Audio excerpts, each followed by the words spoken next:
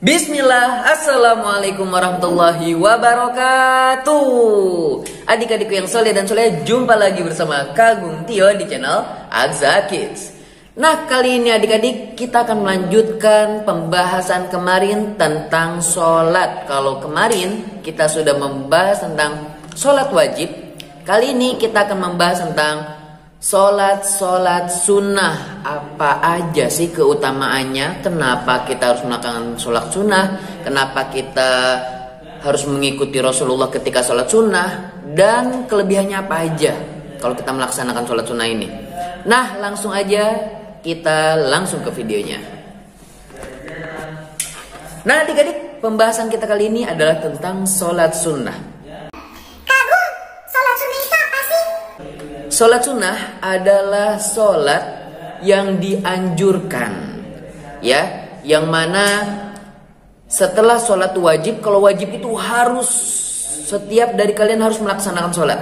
Tapi kalau sunnah hukumnya adalah kalau kita mengerjakan dapat pahala.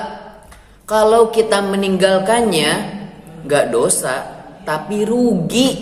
Rugi kenapa? Karena akan banyak pahala yang kita kehilangan darinya, ya. Jadi kalau kita nggak sholat sunnah, ya emang nggak dapat dosa, tapi nggak dapat pahala juga. Dan sholat sunnah juga lah yang seringkali Rasulullah praktekkan. Jadi kalau kita ngaku cinta Nabi, yuk kita ikuti apa yang dilakukan oleh Nabi Muhammad Sallallahu Alaihi Wasallam. Sholat sunnah yang pertama yang akan kita bahas, karena sholat sunnah itu ada banyak ya. Jadi yang pertama akan kita bahas adalah tentang sholat sunnah rawatib, atau sholat sunnah bisa disebut juga dengan sholat nafilah. Apa itu sholat sunnah rawatib? Yaitu sholat yang dilakukan sebelum atau sesudah sholat wajib. Contoh, sholat sunnah itu diantaranya qobliyah dan ba'diyah. Qobliyah itu artinya sebelum, ba'diyah itu setelah. Allah Subhanahu wa ta'ala ketika mengecek amalan seorang hamba, maka yang akan dicek pertama kali adalah tentang sholatnya.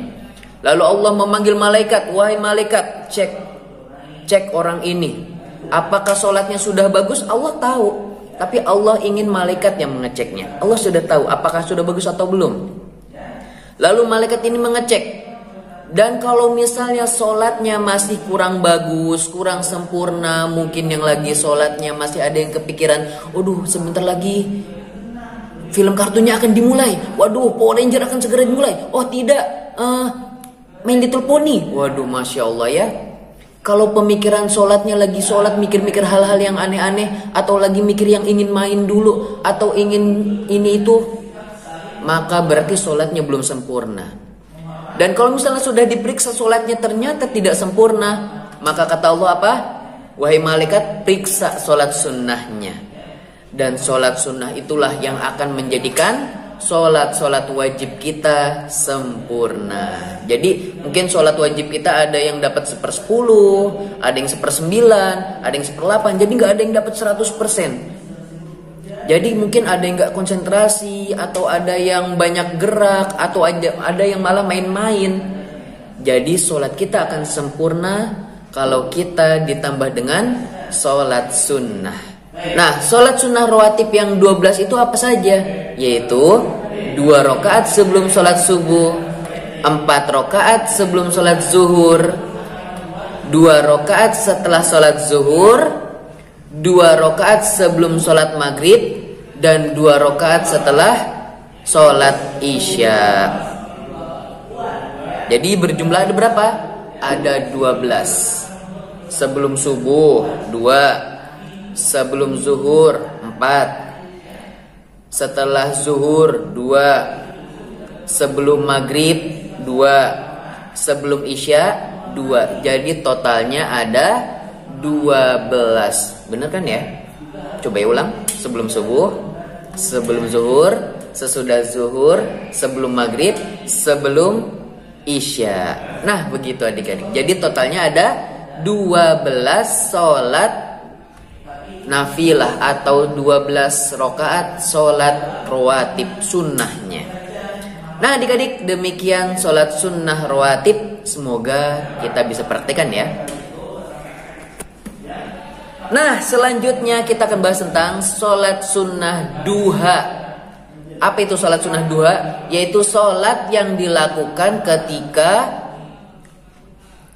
antara waktu jam 7 atau setengah 8 sampai waktu sebelum zuhur. Jadi di tubuh ini memiliki 360 persendian. Dan kata Rasulullah, setiap pagi seseorang harus bersedekah, menyedekahkan tulang rusuk-rusuknya. Bisa dengan mengucapkan subhanallah, maka dia sudah termasuk sedekah. Alhamdulillah, dia sudah bersedekah. Allahu Akbar, dia sudah bersedekah. Atau dia berbuat baik atau mencegah hal-hal yang buruk, maka dia sudah termasuk bersedekah. Tapi semua itu bisa dirangkum, bisa digantikan dengan 2 rakaat sholat duha. Masya Allah. Jadi 360 sendi ini bisa menyedekahkan dengan cara hanya 2 rakaat sholat duha. Dengan 2 rakaat sholat duha kita sudah menyedekahkan 360 sendi kita. Menggerakkan 360 sendi untuk bersedekah. Masya Allah ya. Cuma 2 rakaat loh. Bisa juga dengan subhanallah, alhamdulillah, Allahu Akbar, zikir kepada Allah. Atau juga berbuat baik dan meninggalkan hal-hal yang buruk. Demikian adik-adik keutamaan sholat duha. Selanjutnya sholat istikharah. Apa itu sholat istikharah? Sholat istikharah itu misalnya kita lagi ada 2 keinginan dan dua-duanya itu sama-sama kita inginkan dan kita disuruh milih. Jadi kalau kita bingung, lebih baik sholat istikharah. Sholat istikharah itu adalah sholat memohon kepada Allah agar kita dipilihkan mana yang terbaik untuk kita. Misalnya mau pergi ke Bandung atau ke Bogor. Di Bogor bagus-bagus pemandangannya, sejuk. Di Bandung juga gak kalah sejuk dan bagusnya. Yuk kita sholat sunnah 2 rakaat sholat sunnah istikharah. Allahu Akbar, 2 rakaat. Nanti Allah akan memberikan kemudahan, lebih mudah ke Bogor atau ke Bandung. Jadi nanti Allah akan pilihkan, dan pilihan Allah adalah yang terbaik. Demikian salat istikharah. Selanjutnya sholat tarawih. Masya Allah, sholat tarawih ini adalah sholat sunnah yang biasanya kita lakukan ketika di bulan Ramadan. Betul apa betul? Betul. Salat tarawih. Kata Rasulullah SAW, barang siapa man qoma Ramadana imanan wahtisaban ghufira lahu ma taqaddama min dzambi. Rawahu Bukhari wa Muslim. Barang siapa yang mendirikan salat, barang siapa yang mendirikan malam hari untuk melakukan salat, yaitu salat tarawih, maka Allah akan hapuskan dosa-dosanya yang telah lalu. Dan kata Rasulullah juga, orang yang melakukan sholat sunnah tarawih bersama imam sampai selesai, maka dia akan dicatat sebagai orang yang melakukan sholat semalam suntuk. Masya Allah. Jadi sholat tarawih itu kan ada 11 rakaat ya. Ya, 8-nya adalah sholat sunnah tarawih. 3 rakaatnya adalah sholat sunnah apa? Sholat sunnah witir. Nah, kalau kita melakukan sholat ini bersama imam, maka Allah akan mencatat pahala kita seperti kita melakukan sholat sampai menjelang pagi hari. Masya Allah, padahal cuma 11 rakaat, terus sisanya kita tidur. Tapi dicatat seperti orang yang melaksanakan sholat sepanjang malam. Amazing ya, Masya Allah. Lanjut. Sholat witir, adik-adik. Kali ini kita akan membahas tentang sholat witir. Sholat witir itu apa, Kak Agung? Sholat witir adalah sholat yang ganjil. Kata Rasulullah, kalau kalian suka, kalian boleh melakukannya 5 rakaat. Kalau kalian suka, kalian boleh melakukannya 3 rakaat. Kalau kalian suka, kalian boleh melakukannya 1 rakaat. Wow. Sholat sunnah 1 rakaat, adik-adik. Kata Allah apa di dalam Al-Quran? Maaf, kata Allah apa di dalam hadisnya?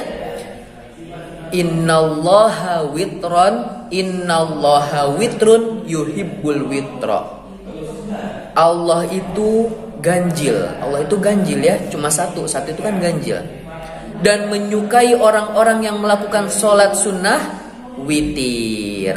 Jadi Allah suka dengan orang-orang yang melaksanakan sholat witir. Lalu Rasulullah SAW bersabda, ij'alu fi akhir salatikum witron. Jadikanlah di setiap akhir sholat kalian witir. Misal habis sholat isya, atau kalau kalian mau sholat tahajud dulu boleh. Lalu setelah sholat tahajud kalian melakukan sholat witir. 1 rakaat aja cukup ya. Masya Allah, mudah kan? Allah suka dengan orang-orang yang sholat witir. Selanjutnya adalah sholat tahajud. Sholat tahajud adalah sholat yang dikerjakan di malam hari. Misalnya dari jam 12 atau tengah malam sampai menjelang pagi hari atau menjelang sholat subuh. Nah, Rasulullah pernah ditanya oleh Aisyah nih adik-adik. Aisyah adalah istrinya Nabi. Aisyah bertanya kepada Rasulullah, ya Rasulullah, sesungguhnya engkau telah diampuni dosa yang telah lalu atau yang akan datang. Lalu untuk apa engkau melakukan sholat sehingga kakimu bengkak, sehingga kakimu pecah-pecah? Lalu apa kata Rasulullah adik-adik? Ya, Rasulullah memang sudah diampuni dosanya. Tapi apa kata beliau? Beliau menjawab, afala an akuna abdan syakura. Apakah tidak boleh aku menjadi termasuk orang-orang yang bersyukur kepada Allah karena dosaku telah diampuni? Masya Allah, dosa yang udah diampuni aja tetap melaksanakan sholat sunnah tahajud sampai kakinya bengkak karena lamanya sholat beliau. Pernah para sahabat sholat malam bersama beliau. Di rakaat pertama beliau membaca surat Al-Baqarah, lalu disambung lagi. Jadi setelah baca surat Al-Baqarah lanjut Al-Imran, setelah baca Al-Imran lanjut An-Nisa, dan seterusnya sampai kata para sahabat, paling setelah surat Al-Baqarah sudah selesai. Ternyata enggak, lanjut surat Al-Imran. Ya, paling setelah surat Al-Imran selesai. Ternyata enggak, lanjut surat An-Nisa. Paling sampai surat An-Nisa selesai. Dan ternyata tidak. Sampai sahabat ini sudah gelisah. Sholatnya saking lamanya Rasulullah melaksanakan sholat. Ini bukti sebagai tanda Rasulullah bersyukur kepada Allah Subhanahu wa ta'ala. Dan tahukah kamu, Allah itu turun ke langit dunia, ke langit manusia di sepertiga malam terakhir. Dan Allah berkata kepada hambanya, wahai hambaku, barang siapa yang berdoa kepadaku, niscaya akan aku kabulkan. Nah adik-adik, jadi kalau kalian punya permintaan, kalian punya ingin, kalian punya harapan, maka berdoalah di sepertiga malam terakhir atau tengah malam sampai menjelang waktu sholat subuh. Itulah sholat tahajud. Sholat istisqa, Masya Allah. Mungkin kalau zaman sekarang nih ya, kita bukan lagi musim kemarau ya. Sholat istisqa ini adalah sholat meminta hujan. Tapi alhamdulillah di Tangerang ya, sekarang tanggal 25 Februari 2021 ya, sedang musim hujan. Jadi insya Allah tidak perlu untuk melakukan sholat istisqa. Sholat istisqa adalah sholat yang disunahkan Nabi apabila sudah kemarau berkepanjangan, di mana-mana nggak ada air, nggak ada hujan, kering. Rasulullah pernah melaksanakan sholat istisqa bersama para sahabat. Lalu beliau berdoa sehingga apa? Hujan pun turun adik-adik. Masya Allah ya. Jadi nanti akan ada yang memimpin untuk sholat istisqa. Lalu sholatnya bisa di lapangan atau bisa di masjid. Lalu insya Allah Allah akan turunkan hujan untuk mereka. Selanjutnya sholat tahiyatul masjid. Sholat tahiyatul masjid ini termasuk sholat sunnah. Ada juga yang mengatakan sunnah muakkadah. Sholat tahiyatul masjid itu adalah apabila kita masuk ke dalam masjid, lalu belum duduk, langsung kita melaksanakan sholat sebelum duduk ya. Sebagaimana Rasulullah SAW bersabda, idza ahadukum dakhalal masjid falyarka raq'atain.